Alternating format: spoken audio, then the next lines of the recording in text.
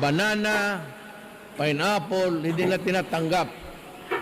So I had to go to China to ask them, President Xi Jinping, Sir, what is wrong with our products?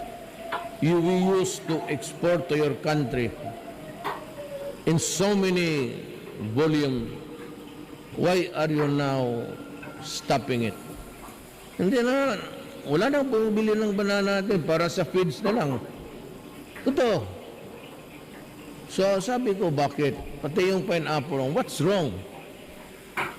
Alam mo na, because they think that we are dovetailing.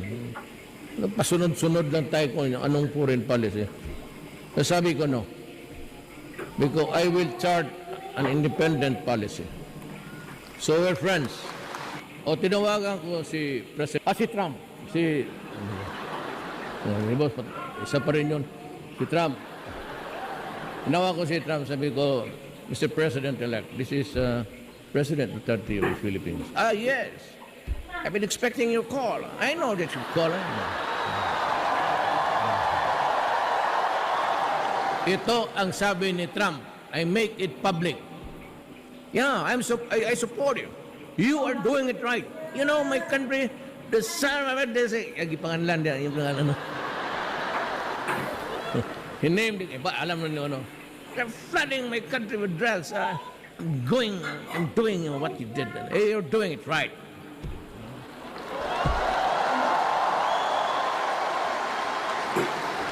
Alam mo, si Trump is a realist, a pragmatic thinker. Akala mo lang puro, pareho kami yung pakunwari lang na magbinastos dyan, gano'n, magsalita.